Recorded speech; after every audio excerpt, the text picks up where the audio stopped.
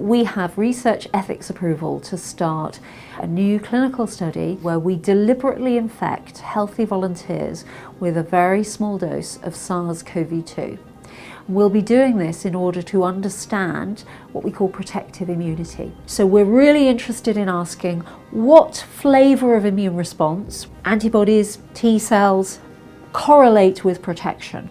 If we could understand in this really careful, controlled way exactly what kind of immune response is needed for protection, then we will be able to look at people who have natural infection and say whether or not they're protected. We can look at the durability of protection. We can see how long their protection lasts.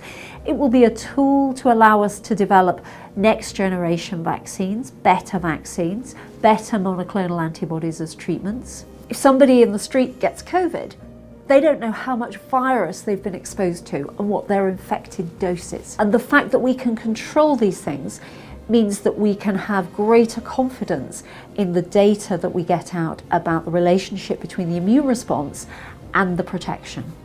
So because this will be the first time that anyone has infected deliberately people who've already had COVID, we will be starting very slowly, very carefully.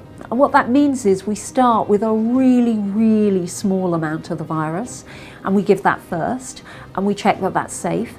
And if it's safe, and other people will review whether that's safe, we will then go up and give a slightly higher dose. We will be admitting these patients after their infection and they will be monitored in the ward for 2 weeks in a quarantine facility, and they will only be discharged when they have fully cleared the infection. They will be monitored extremely carefully, 24/7, by experienced nursing and medical staff.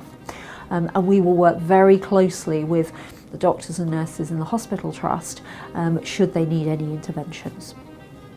To do medical research and to develop vaccines, to develop drugs, we have to test things on people. People take part in these studies because they want to help. I mean, we saw this overwhelmingly with the COVID vaccine trials. We've seen it with my own tuberculosis vaccine trials.